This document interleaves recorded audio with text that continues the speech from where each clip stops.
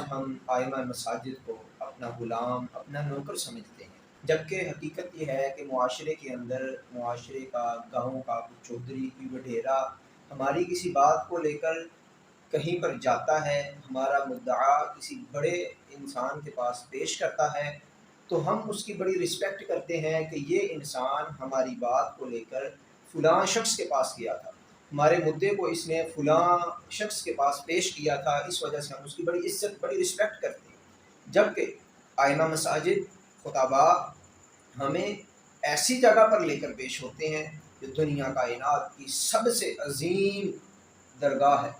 جو اللہ رب العالمین کی درگاہ ہے۔ اللہ رب العالمین کے سامنے ہمیں لے کر پیش ہوتے ہیں، اللہ رب العالمین کے سامنے ہمیں کھڑا کرنے والے ہوتے ہیں، ہمارا مدعا اللہ رب العالمین کے سامنے رکھنے والے ہوتے ہیں۔ انسان اکیلا نماز پڑھے تو ایک، اگر اس امام کے پیچھے جماعت کے اندر نماز پڑھتا ہے تو 27 نمازوں کا ثواب ملتا ہے، 27 گنا ثواب بڑھ جاتا ہے۔ لیکن ایسے امام کو ہم اپنا غلام سمجھتے ہیں، نوکر سمجھتے ہیں۔ امام مسجد کی صفائی بھی کرے گا، امام مسجد کے واش روم بھی صاف کرے گا، امام مسجد کا خادم بھی ہے، امام مسجد کا نوکر بھی ہے، ہر ایرا گیرا آئمہ مساجد کے اوپر زبان درازیاں کرتا ہے، اپنا حکم چلانے کی کوشش کرتا ہے۔ اور اس کے برعکس ایک اور کیفیت کہ جس کو معاشرے کے اندر کوئی نہیں جانتا،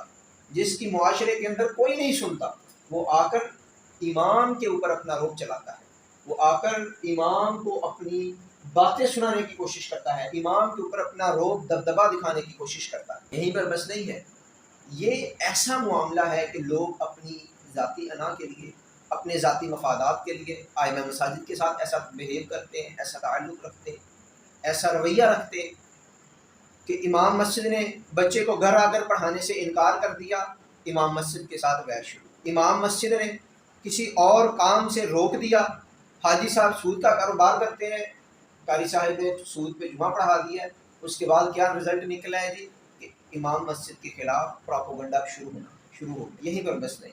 یہ شروع سے چلتا آ رہا۔ نبی کریم صلی اللہ علیہ وسلم کے بڑے ہی لاڈلے صحابی، بڑے ہی پیارے صحابی، ایسے صحابی ہیں جن کے بارے میں نبی رحمت صلی اللہ علیہ وسلم نے فرمایا۔ ہر صحابی میرے اور آپ کے محبوب کے لیے فرماتے ہیں کہ اے محبوب، میرے ماں باپ آپ پر قربان، لیکن میرے محبوب نے وہ واحد صحابی ہیں جن کے لیے فرمایا تھا کہ اے سعد بن ابی وقاص رضی اللہ تعالی عنہ، میں محمد رسول اللہ صلی اللہ علیہ وسلم کے ماں باپ تجھ پہ قربان۔ اتنے اعلیٰ غزوات کے اندر نبی رحمت صلی اللہ علیہ وسلم کے ساتھ شریک، تیر اندازی کرنے والے پہلے عشرہ مبشرہ کے اندر شامل، اسلام قبول کرنے والے پہلے مسلمانوں کے اندر، پہلے صحابہ کے اندر شامل۔ لیکن جب سیدنا عمر فاروق رضی اللہ تعالی عنہ نے کوفہ کے اندر منصب امامت پہ کھڑا کیا، لوگوں نے پروپیگنڈا کرنا شروع کر دیا۔ ایک شخص اٹھا ذاتی مفادات کی خاطر، اس نے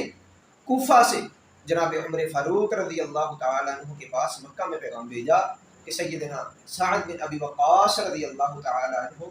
امامت سے نہیں کرتے۔ جناب عمر فاروق رضی اللہ تعالی عنہ نے 2 صحابہ کو بھیجا، جاؤ پتہ کر کے آؤ۔ کوفہ پہنچے،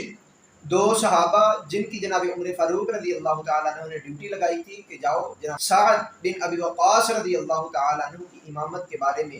جو باتیں بن رہی ہیں ان کی خبرگیری کر کے آؤ کہ کیا یہ باتیں درست ہیں۔ کوفہ پہنچے، کوفہ کی مسجدوں میں پتہ کرنا شروع کیا، گلی محلوں کے اندر لوگوں سے پوچھنا شروع کیا کہ لوگوں، سعد بن ابی وقاص رضی اللہ تعالی عنہ کیا ایسے صحابی ہیں؟ ان کی نماز کے بارے میں یہ باتیں سننے میں آ رہی ہیں کہ وہ نماز صحیح نہیں پڑھاتے، نماز پڑھانے کا طریقہ درست نہیں ہے۔ جبکہ سعد بن ابی وقاص رضی اللہ تعالی عنہ نے اللہ کی قسم دنیا کائنات کی سب سے عظیم ترین ہستی سے نماز سیکھی، نبی رحمت صلی اللہ علیہ وسلم سے نماز سیکھی ہے۔ ایک شخص نے ذاتی مفادات کی خاطر اعتراض کر دیا کہ سعد بن ابی وقاص نماز درست نہیں پڑھاتے۔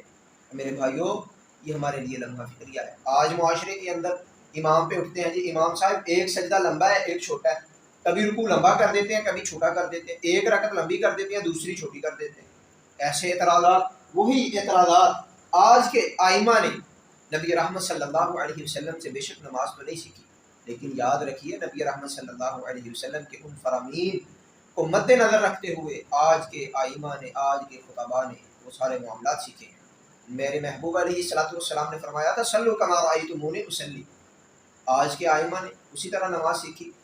فروعی اختلافات اپنی جگہ پر، ان کی بات نہیں کرتا۔ آئیے واپس آتے ہیں اس واقعے کی طرف۔ سیدنا سعد بن ابی وقاص رضی اللہ تعالیٰ عنہ کے بارے میں تحقیق ہو رہی، چلتے چلتے کوفے کی ساری مساجد لوگوں سے گلی محلوں سے پوچھ لیا، کسی کو کوئی اعتراض نہیں ہے۔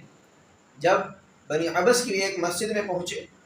وہاں پر ایک شخص ملتا ہے، صرف ایک شخص، اس نے اعتراض کیا، اس نے کہا سعد بن ابی وقاص رضی اللہ تعالیٰ عنہ نماز درست نہیں پڑھاتے،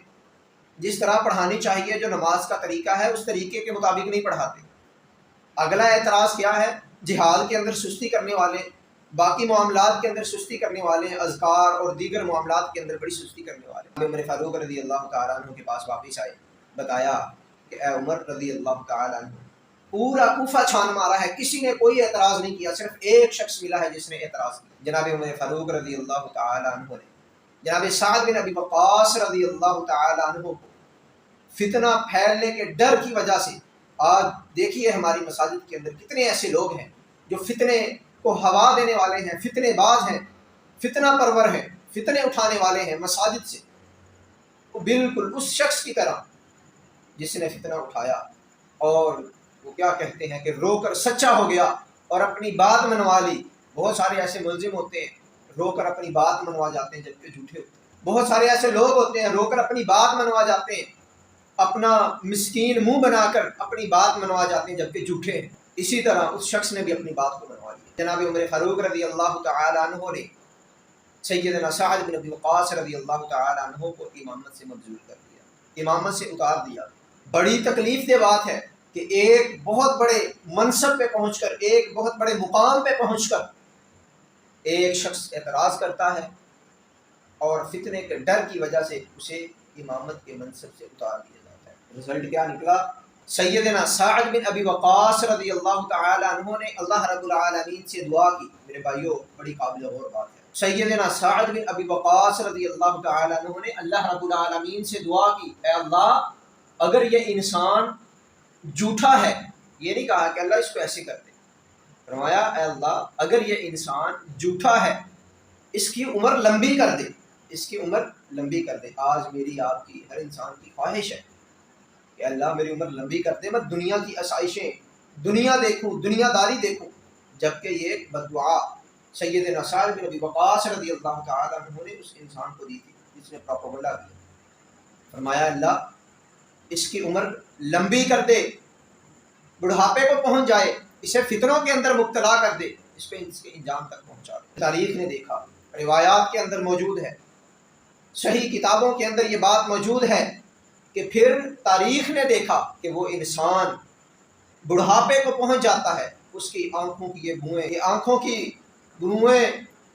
اس کی آنکھوں پر آ جاتی ہیں، آنکھوں کے یہ بال اس کی آنکھوں پر آ جاتے ہیں، بوڑھا ہو جاتا ہے، بال سفید ہو جاتے ہیں، فتنے کے اندر مبتلا ہو جاتا ہے۔ فرمایا اللہ جھوٹا ہے، عمر لمبی کر دینا، فتنوں کے اندر مبتلا کر دینا۔ فتنے کے اندر اللہ نے مبتلا کر دیا، گلی کے اندر کھڑا ہو جاتا ہے، صبح سے لے کر شام تک ہر آنے جانے والی عورت کو چھیڑتا ہے، لوگ اسے روکتے ٹوکتے ہیں، اسے منع کرتے ہیں، ڈانٹ ڈپٹ کرتے ہیں، تو میرے بھائیوں وہ کیا کہتا ہے؟ اللہ کی قسم ہمارے لیے لمحہ فکریہ ہے۔ اس کا آگے سے جواب آتا ہے، لوگوں میں نے جو سعد بن ابی وقاص رضی اللہ تعالی عنہ کے ساتھ کیا تھا، مجھے سعد بن ابی وقاص رضی اللہ تعالی عنہ کی بد دعا نے ڈبو دیا۔ اس کے الفاظ ہیں کہ میں نے امام مسجد کے ساتھ جو کیا تھا، آج مجھے اس مسجد کے امام کی بد دعا نے ڈبو دیا، اس نے مجھے غرق کر دیا، تباہ کر دیا ہے۔ تو پھر میں اور آپ کس بات کی ہوگی؟ تو پھر ہمارے لیے بھی لمحہ فکریہ ہے کہ آئیے، یعنی ایسا نہ ہو کہ ہم اپنے بغض کے اندر، ہم اپنے ذاتی مفادات کی وجہ سے آئمہ مساجد کے ساتھ دشمنی کرتے رہیں، اور کہیں ایسا نہ ہو کہ رزلٹ نکلے، نتیجہ نکلے کہ ہم بھی فتنوں کے اندر مبتلا ہو جائیں اور کسی ایسی مصیبت میں، کسی ایسے عذاب میں پھنس جائیں جس مصیبت اور عذاب کے اندر، جس فتنے کے اندر وہ انسان ایک امام مسجد کی بد دعا پہ پھنس گیا۔ آئیے اپنے امام کی قدر کیجیے، اپنے امام مسجد کی قدر کیجیے، ان کے ساتھ پیار محبت کے ساتھ پیش آئیے۔ آج کتنے آپ میں سے ایسے لوگ ہوں گے، ظہر کی نماز کے وقت دکان پہ کسٹمر آ گئے، چلے عصر کے ساتھ پڑھ لیں گے، 10 منٹ لیٹ پڑھ لیں گے، کسٹمر کو پہلے فارغ کر دیتے ہیں، پہلے دکانداری دیکھ لیتے ہیں، پہلے دنیا کے معاملات دیکھ لیتے ہیں، پھر جا کے نماز پڑھ لیں گے۔ لیکن وہ امام مسجد ساری مصروفیات کو ترک کر کے مسجد میں پہنچتا ہے، وقت پہ نماز پڑھاتا ہے۔ لیکن اگر وہی امام مسجد 5 منٹ لیٹ ہو جائے وہی انسان اس امام مسجد پہ برستا ہے جس نے اپنی دکانداری کی وجہ سے، جس نے اپنے کسٹمر کی وجہ سے، اپنے گاہک کی وجہ سے ظہر کی نماز چھوڑی تھی، عصر کی نماز میں پہنچا ہے، امام مسجد کسی وجہ سے 5 منٹ 2 منٹ 3 منٹ لیٹ ہو گیا ہے، اسے اپنی ظہر کی نماز بھول گئی ہے، لیکن اس کو امام کے وہ 2-3 منٹ لیٹ آنا یاد رہے، وہ امام مسجد پہ برسنا شروع کر دیتا ہے۔ ان کی قدر کیجیے، اللہ کی قسم ان کی قدر کے لیے یہی بات کافی ہے کہ وہ امام مسجد اگر آپ کو اپنے ساتھ لے کر اللہ کی بارگاہ میں پیش ہوتا ہے تو آپ کی ایک نماز 27 گنا بڑھ جاتی ہے۔